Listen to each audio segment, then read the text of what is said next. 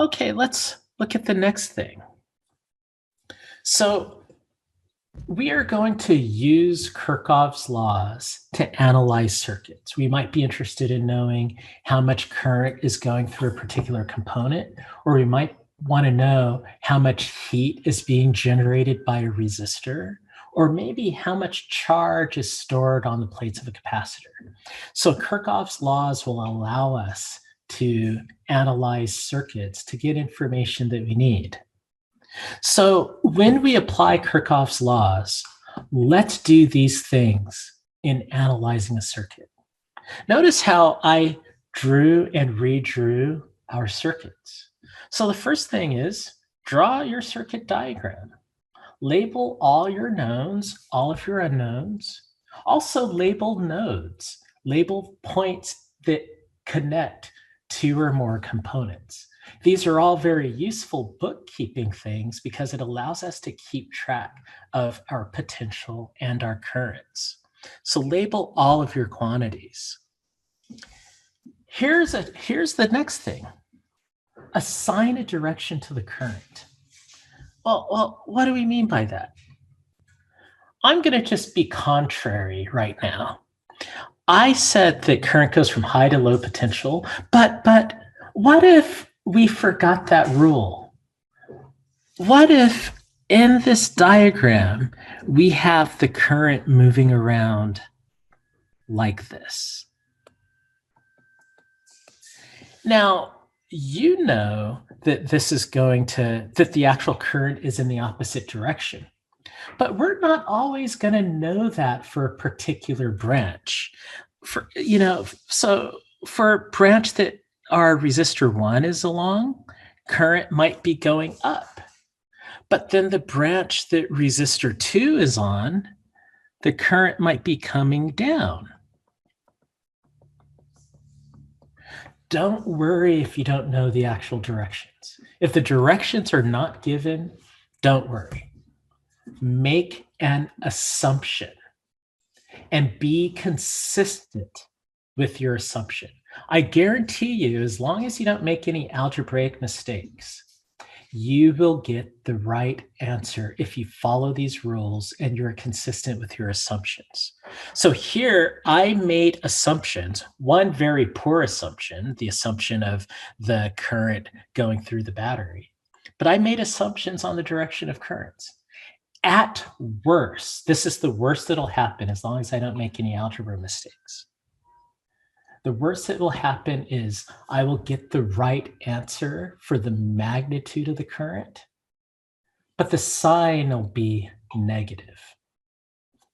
What a negative sign means, since we solve everything in terms of variables, and since all of my variables represent magnitudes, if I end up with a current that is negative, the magnitude will be correct, but all that negative means is the current is opposite to the direction I assumed.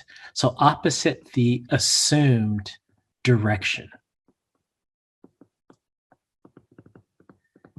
So, and we could maybe make this into a quick example. So if I assume the current going down, the current is actually might be going up if I get a negative result. So let's make this into a simple example. We will say that EMF is 12 volts. We'll say resistor 1 is 3 ohms. We will say resistor 2 is 6 ohms. So we'll see how that actually, this might work out algebraically a little simpler. I'm not sure. I'm going to make the EMF of that power supply 9 volts. I'm hoping things will cancel out pretty nicely. Okay, so this rule says assign a direction to the current. Draw and label the current arrow I to show your choice. We'll look at the other points that we want to make, and then we will solve this example. I guess what we're going to do in solving the example, we will just say find I. That's what we're going to find. We might find I1 and I2, but we'll just focus on finding I for now. So before we do that, again, just to recap, if we know the actual current direction, we'll choose that direction. If we don't know the actual current direction, let's make an arbitrary choice. The only thing that will happen if we choose the incorrect direction is that the current will end up negative, meaning that the current is moving opposite to the direction that we assumed. So then the next part is we want to travel around the loop.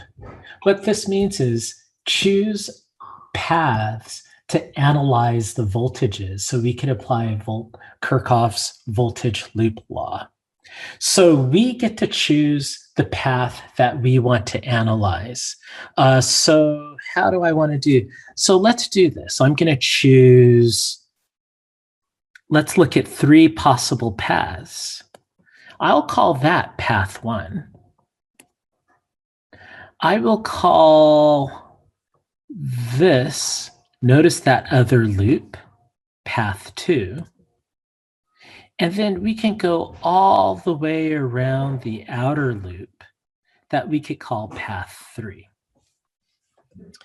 So this says travel around the loop. Start at any point in the circuit. I personally like to start at the negative terminal, but you could start at any point. Then go all the way around the loop in the direction you assigned to the current in the previous step. As you go through each circuit element, the potential difference is interpreted to mean the following. And we already looked at the potential differences. I think I might have my slides out of order. And once we do that, we're going to apply Kirchhoff's laws to the potential differences and to the current. So let's do this example. We have about 9 minutes left. I might go a little over so I could complete this example. If you have to take off, not a problem at all. Go ahead and take off if you need to. I'll still finish the example and post it so that you have it. I actually do a very lengthy example that I will be posting by tomorrow morning. It's about an hour-long example that really walks you through all of these steps. Right now, we're kind of doing an abbreviated. So let's do this problem now applying Kirchhoff's loop laws. And I should actually say one more important thing. When we apply Kirchhoff's loop law for voltage, let's be sure that we only include the independent voltage loops. Okay, independent voltage loops, what do I mean by that? Well, notice here, I labeled 3 loops. I labeled loop 1 being the loop through our battery and resistor 1. Loop 2 being the loop through resistor 2 and resistor 1. And loop 3 being the loop all the way around from the battery to resistor 2. Out of those 3 loops, only 2 of them will give us useful information. Only 2 of them will be independent, and the third loop will be dependent. Why that is important is you remember from algebra. For every unknown you have, that's how many independent equations you need to solve for each of those unknowns. So if you have 2 unknowns, you need 2 independent equations. If you have 3 unknowns, you need 3 independent equations to solve for each unknown. Now, you might have 3 unknowns and 3 equations, but if only 2 of those equations are independent, you're going to need to find another equation that is independent, because that third equation, if it's a dependent equation, what that means is that third equation can be created from the other 2 independent equations. Here's where I'm going with this. We have 3 loops here. If we try to use only these three loops, and if we had three unknowns, we'll end up with a true statement like 7 equals 7. 7 equals 7 is always true, but how does that help us? It doesn't. It doesn't give us any information that we don't already know. So, what do we mean by an independent loop in this context?